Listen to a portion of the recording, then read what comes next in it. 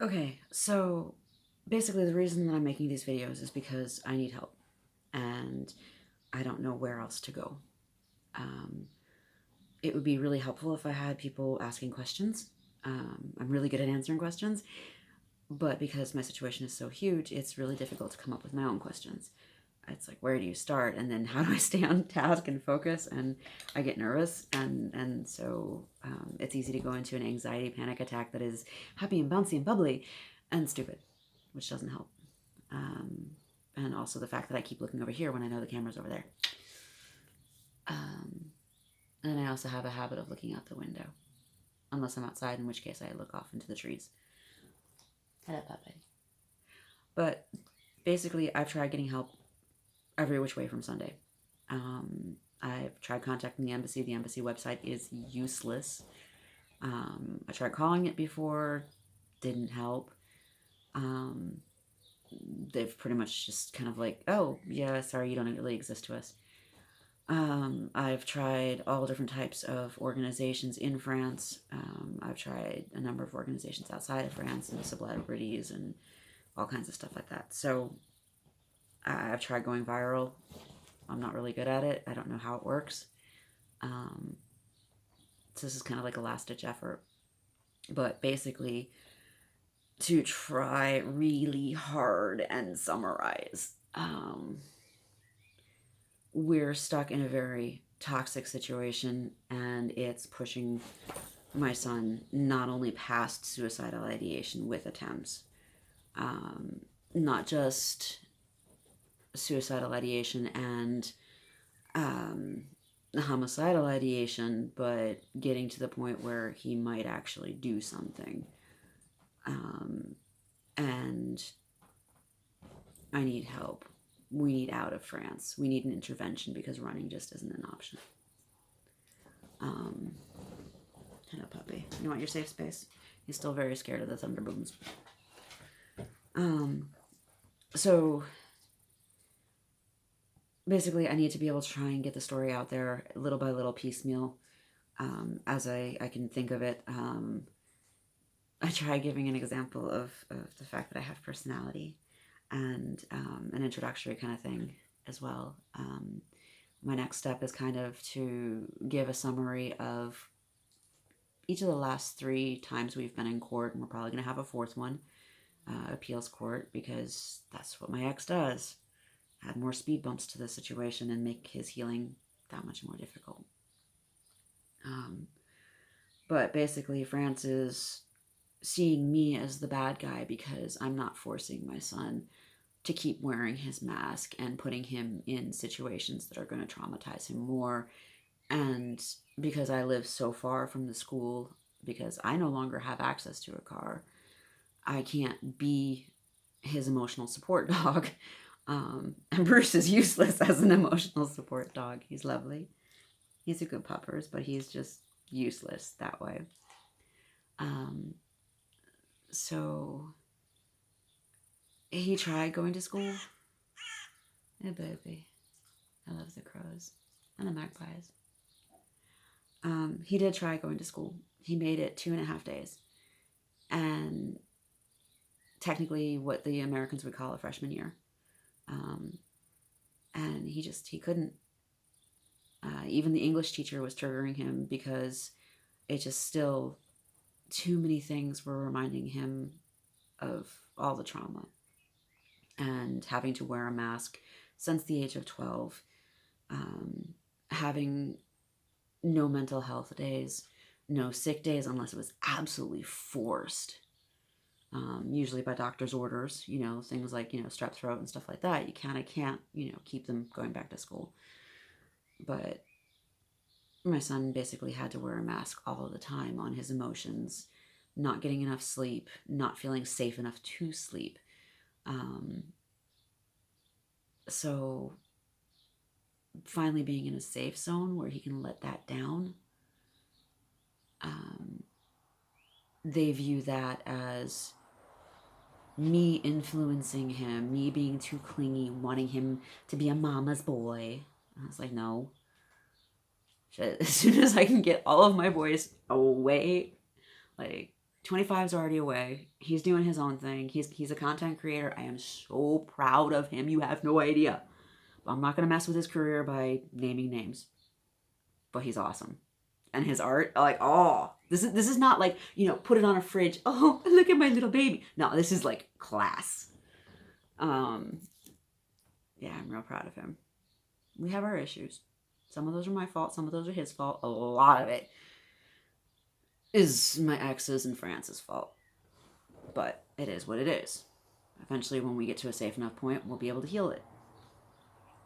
But 21, I want him gone. You know, go have fun.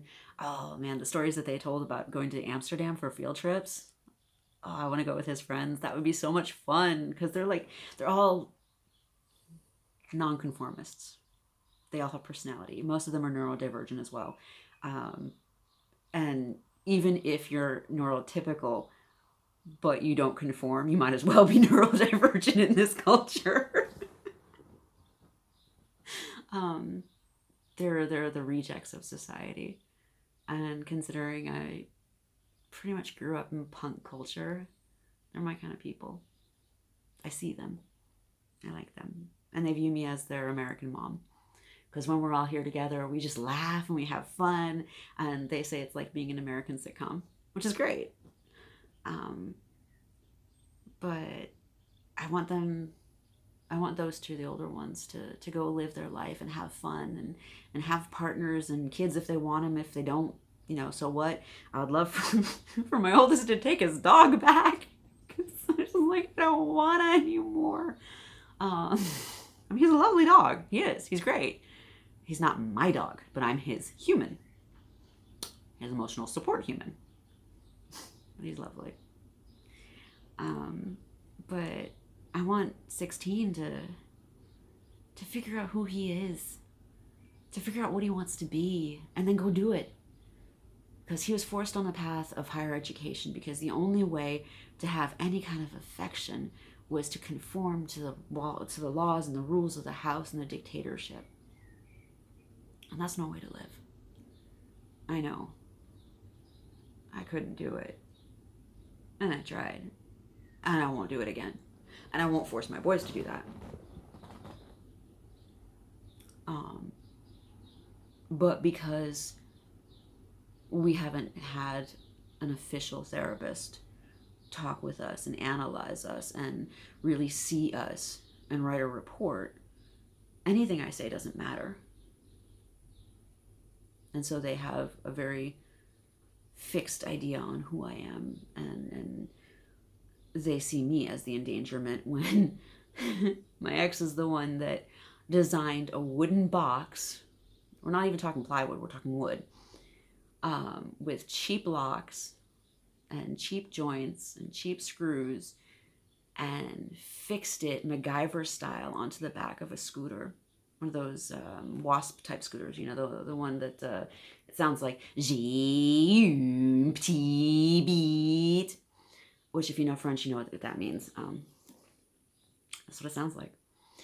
But it's those little 50cc obnoxious speeder bikes that are designed for speed, and they got the slick lines where you can buy an actual adapter and an actual box to fit on those. But the MacGyver thing that he did, no. And then he just sent 16 at the time. He was like 14, I think, almost 15. Sent him off on his merry little way to test it by himself. And the thing started unscrewing itself at even a low speed. And it comes off, smacks my son in the head, which makes him inadvertently accelerate, which makes him fall. So he's got to deal with the bike falling, but then he's also got the box now coming towards him, and, having to smack that out of the way. Then he rips his helmet off, which, anyone who's ever been in a bike accident, you don't touch the helmet, but he was in a panic. And then he left the box on the side of the road and, scooted back home in a panic. And my ex didn't really take it seriously. I've got stuff on TikTok. TikTok, Trapped with Cats, that I was ranting about that. But he's done other stuff too. lots of child endangerment. And when you live in that kind of environment with your abuser, you can't be yourself. You have to put on a mask. You have to conform so that you don't get victimized more. And my ex ain't a skinny guy. And it's not that he's big, it's that he's big. I mean, he's, what, 2 meters, 6'6". Big broad shoulders, land of the giant people, almost perfectly proportionate. And he uses his intimidation, his size, his attitude, his dominance. And he took Hapkido classes in the States. Most of the French take judo as kids and teens. He also did LARPing and scrim or whatever you pronounce it here. So he's used to using weapons and stuff like that. I mean, back when I first met him, we had kendo sticks and we were, kind of like playing off in the side yard. Because I used to LARP too, and I liked it. I'm better at archery. I shot the sheriff. No, like literally I did. Like LARPing, but it was awesome. Didn't have a deputy on that day. It was great. But with all the weapons in the house, I mean, it's typical to have a machete because, it's the easiest thing for chopping down and trimming the hedges and stuff like that. Swords, knives. I mean, my favorite knife that he had in the kitchen was a Bushman's blade. So it's one flat sheet of metal, but then the handle is metal that's been wrapped so that way when you plug it in, when you're in the bush and stuff like that, the blood drains out, so it keeps the handle nice. And I loved it because, if you're dealing with, chickens from the supermarket and stuff like that, because nobody taught me how to deal with real chickens and we didn't have any, the easiest way to put it in the slow cooker was to, go down from the spine, crack it one way, flip it, crack it the other way, and it just popped in real nice. And because I have small hands, he also had a K-bar in the kitchen.